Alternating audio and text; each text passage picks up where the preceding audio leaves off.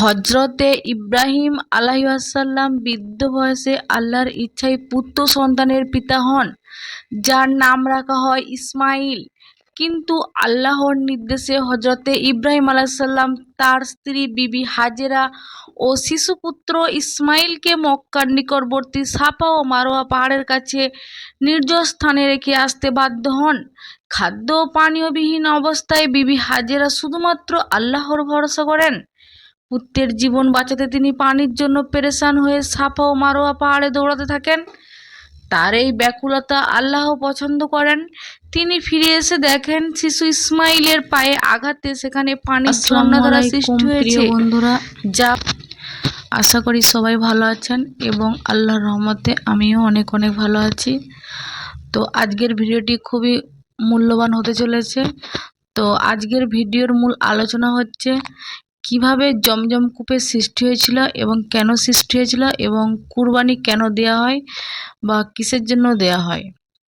আমরা তো সবাই কম বেশি কুরবানি দিয়ে থাকি, তো কুরবানি কী কারণে দেওয়া হয় সবারই জানা নেই, তবে ভিডিওটির মাধ্যমে তুলে ধরব।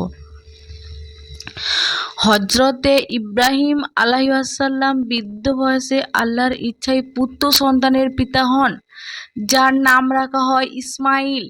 কিন্তু আল্লাহর নির্দেশে হজরতে ইব্রাহিম আলাইহিসসালাম তার স্ত্রী বিবি হাজেরা ও শিশুপুত্র ইসমাইলকে মক্কার নিকটবর্তী সাফা ও মারোয়া পাহাড়ের কাছে নির্জন স্থানে রেখে আসতে বাধ্য হন। খাদ্য ও পানীয়বিহীন অবস্থায় বিবি হাজেরা শুধুমাত্র আল্লাহর ভরসা করেন। পুত্রের জীবন বাঁচাতে তিনি পানির জন্য পেরেশান হয়ে সাফা ও মারোয়া পাহাড়ে দৌড়াতে থাকেন। তার এই ব্যাকুলতা আল্লাহ পছন্দ করেন। তিনি ফিরে এসে দেখেন শিশু ইসমাইলের পায়ে আঘাতে সেখানে পানির ঝর্ণা দ্বারা সৃষ্টি হয়েছে, যা পরবর্তীতে জমজম কূপ নামে পরিচিত লাভ করে। হজরতে ইসমাইল আলাইহিসসালাম যখন বড় হতে লাগলেন, তখন হজরতে ইব্রাহিম আলাইহিসসালাম আবার পরীক্ষার সম্মুখীন হন। তিনি স্বপ্নে তার প্রিয় বস্তুকে আল্লাহর পথে কুরবানি করার নির্দেশ পান। তিনি বুঝতে পারেন যে আল্লাহ তার প্রিয় পুত্র ইসমাইলকে কুরবানি করতে বলেছেন। তিনি পুত্রকে এই বিষয়ে জানালেন। হজরতে ইসমাইল আলাইহিসসালাম অত্যন্ত ধৈর্যের সাথে বলেন, হে পিতা, এটা যদি আল্লাহর নির্দেশ হয় তাহলে আপনি তাই করুন যা আল্লাহ নির্দেশ করেছেন। আল্লাহ চাহে তো আমাকে ধৈর্যশীলদের মধ্যেই পাবেন। কুরবানির প্রচেষ্টা আল্লাহর সন্তুষ্টি ও ত্যাগের মিনার স্থাপন।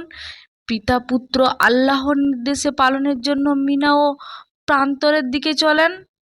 শয়তান 3 বার তাদের ধোঁকা দেওয়ার চেষ্টা করলে তারা পাথর মেরে শয়তানকে তাড়িয়ে দেন। মিনায় পৌঁছে হজরতে ইসমাইল আলাইহিসসালাম উপর হয়ে শুয়ে পড়েন এবং তার গলায় ছুরি চালানো হয়, কিন্তু আল্লাহর হুকুমে ছুরি কাজ করে না। আল্লাহ তাদের নিয়ত কবুল করেন এবং ওহী পাঠান, হে ইব্রাহিম, তুমি স্বপ্ন সত্যি করলে। হজরতে ইসমাইল আলাইহিসসালাম বেঁচে যান এবং তার পরিবর্তে একটি জান্নাতি দুম্বা কুরবানি হয়। এভাবেই ধৈর্য, ত্যাগ ও আল্লাহর প্রেমে এক সুউচ্চ মিনার স্থাপিত হয়, যা মুসলিম মিল্লাতের মাঝে চিরস্মরণীয় হয়ে থাকবে, যেটাই আমাদের কুরবানি নামে পরিচিত বা আমরা কুরবানি করে থাকি। আজকের ভিডিওটি এই পর্যন্তই শেষ করছি। ভিডিওটি যদি আপনাদের কাছে ভালো লেগে থাকে অবশ্যই সাবস্ক্রাইব করবেন এবং লাইক, কমেন্ট, শেয়ার করবেন। আসসালামু আলাইকুম।